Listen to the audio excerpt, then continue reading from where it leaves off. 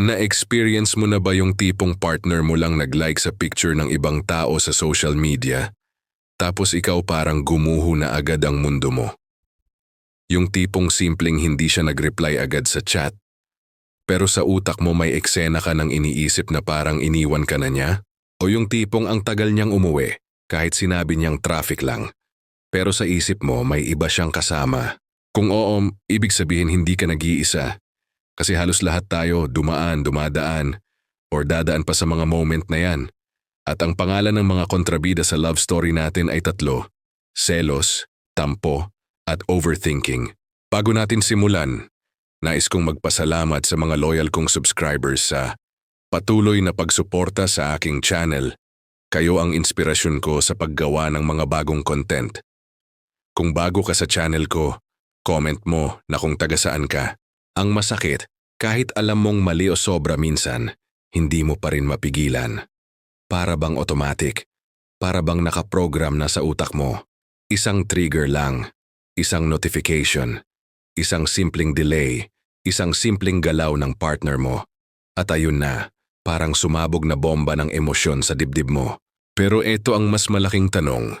Paano nga ba hindi magpadala sa mga yan? Paano mo kokontrolin ang emosyon mo bago pa ito sumira ng relasyon na pinaghirapan ninyong buuin? Ano ba ang selos? Unahin natin si selos. Ang selos parang multo. Minsan totoo, minsan imahinasyon lang, pero ang ending, natatakot ka pa rin. Selos ang pakiramdam na baka may ibang mas mahal, mas pinapahalagahan, o mas nakakapagbigay saya sa partner mo bukod sa'yo. Hindi mo siya makausap ng diretsyo kasi takot ka na baka sabihing OA ka lang. Pero deep inside, parang may butas sa dibdib mo na hindi mo mapuno. Nag-scroll ka sa Facebook. Nakita mo may nilike na picture yung partner mo, isang kaibigan niyang opposite sex. Sa iba, wala lang yun. Pero sa'yo, parang sampal. Bakit siya nag-like? Attracted ba siya? Ako ba hindi sapat? Boom, araw mo sira na. Ano ba ang tampo? Next, si tampo. Kung selos ay apoy, ang tampo naman ay yelo. Tahimik, malamig. Parang hindi nagsasalita pero ramdam mo ang lamig sa hangin. Ito yung mga moment na imbes kausapin mo, pipiliin mong manahimik. Imbes sabihin mong nasaktan ako, ang sinasabi mo lang ay bahala ka. Pero sa totoo ang ibig mong sabihin, sana pansinin mo ako. Sana unahin mo ako. Example, nag-outing ang partner mo kasama ang barkada. Hindi ka na isama kasi all boys or all girls trip. Sabi niya, wala namang masama. Pero ikaw, imbes intindihin, tumahimik ka. Pumasok ka sa silent treatment mode. At sa utak mo, siguro ayaw niya akong isama kasi may tinatago siya. Siguro may ayaw siyang ipakita sa akin. Ano ba ang overthinking? At syempre ang reyna ng lahat, overthinking. Kung may Olympics para sa utak, gold medalist ang mga overthinker. Overthinking yung moment na wala namang nangyayari. Pero nag-iimbento ka ng teleserye sa utak mo. Bakit hindi siya nag-text? Baka may kausap siyang iba. Bakit hindi siya sweet ngayon? Baka nagsasawa na siya. Bakit parang busy siya lagi? Baka may iba na siyang kinakausap. In reality, baka naglalaro lang siya ng ML, nanonood ng anime o pagod sa trabaho. Pero sa isip mo, kompleto na ang script. Ikaw ang bida, siya ang kontrabida, at may third party na extra.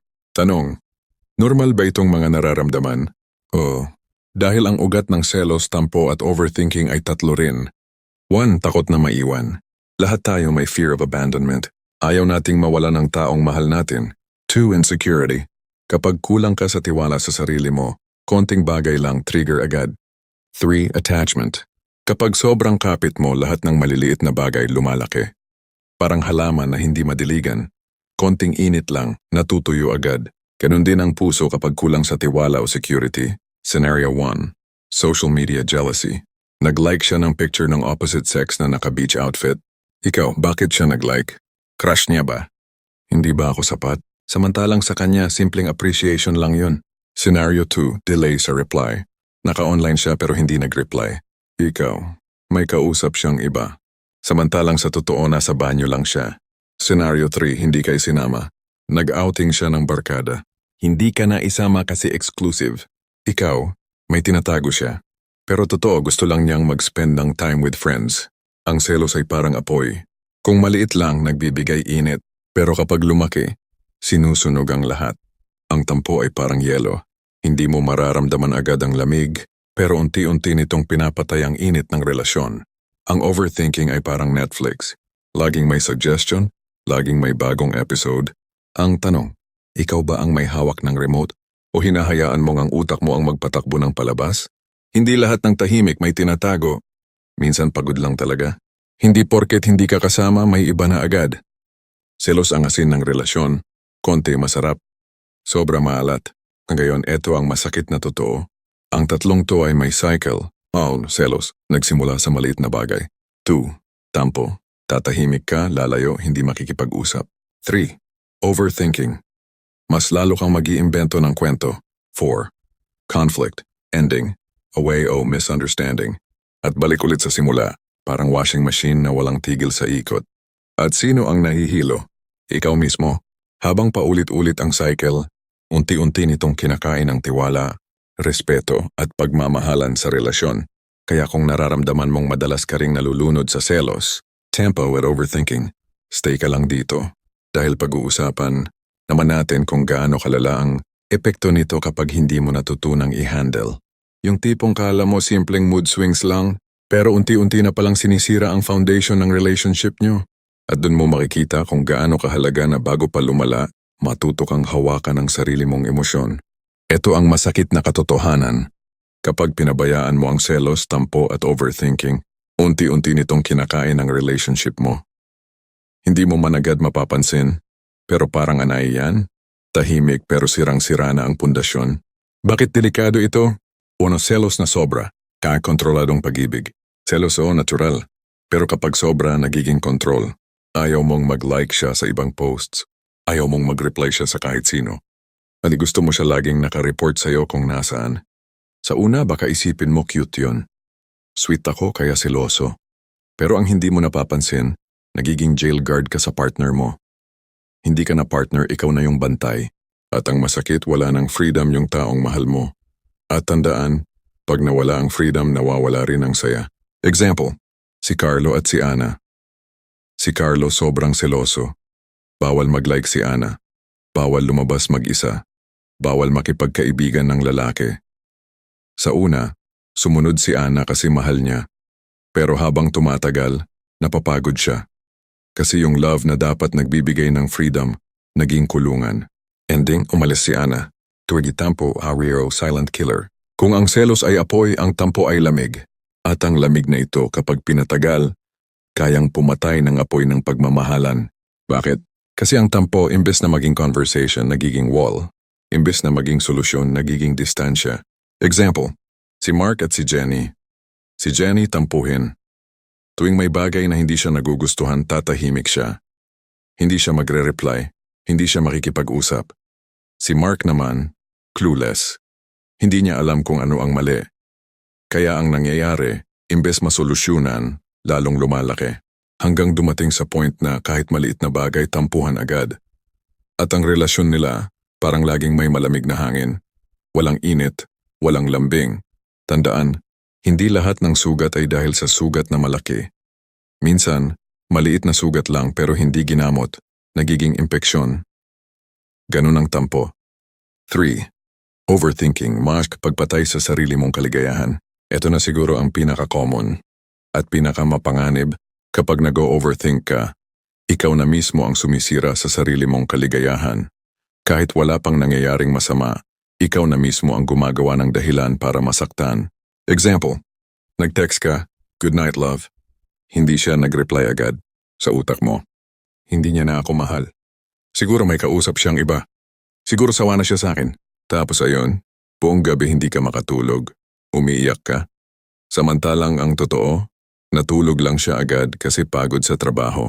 Nakakatawa ba? Oo. Pero sa totoong buhay, madalas nangyayari ito. At ang ending, ikaw yung laging pagod. Ikaw yung laging stressed. Mas malalim na epekto. Sa sarili. Nawawala ang self-confidence. Laging anxious.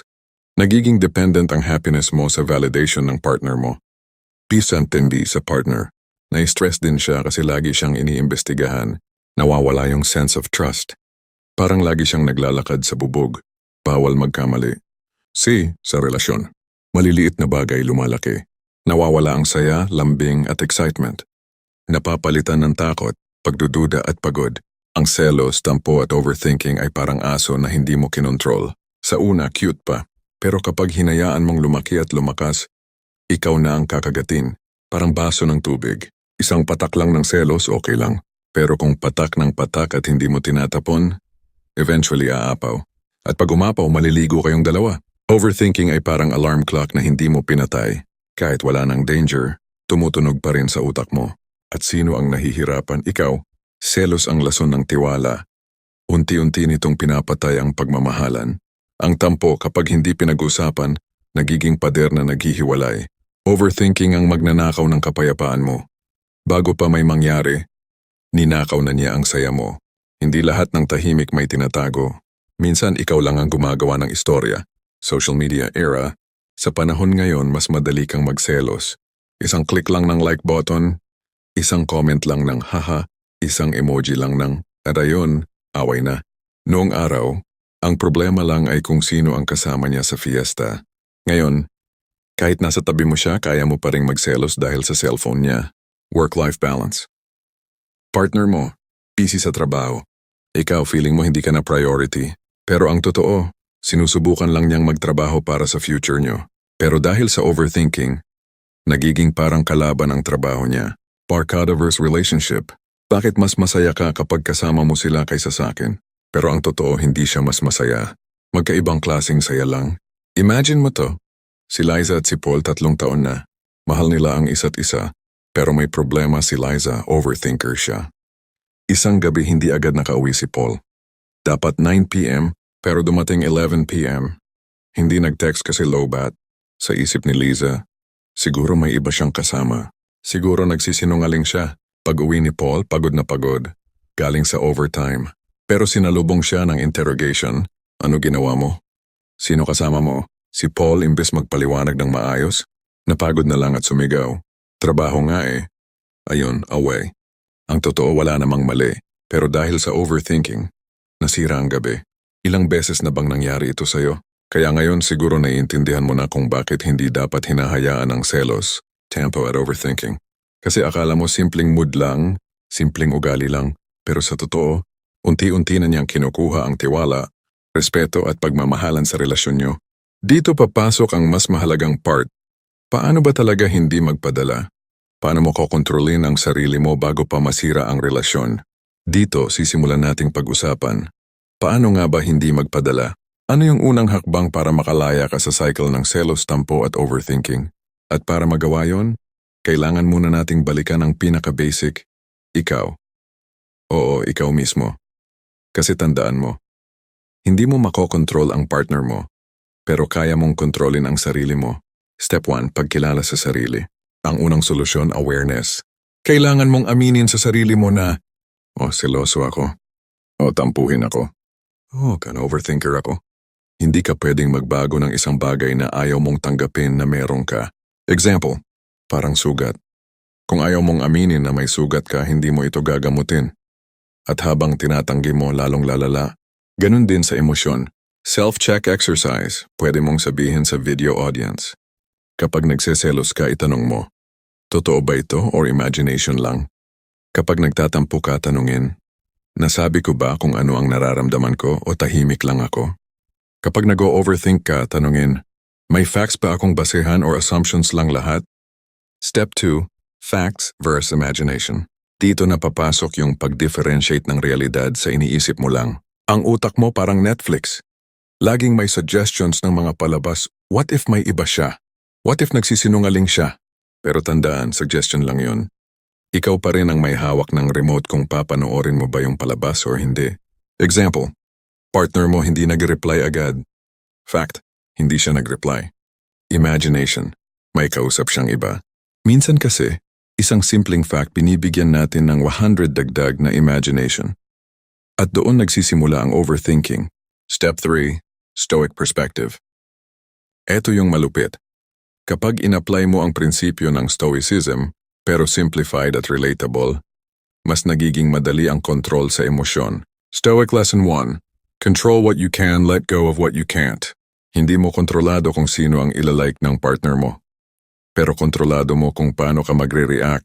Stoic Lesson 2, Pain comes from attachment. Kapag sobrang nakakapit ka, lahat ng galaw ng partner mo apektado ka. Pero kapag natutunan mong mahalin siya ng may freedom, mas gumagaan. Stoic Lesson 3, Emotions are choices. Hindi lahat ng naiisip mo kailangan mong sundin. Hindi lahat ng naramdaman mo kailangan mong iak.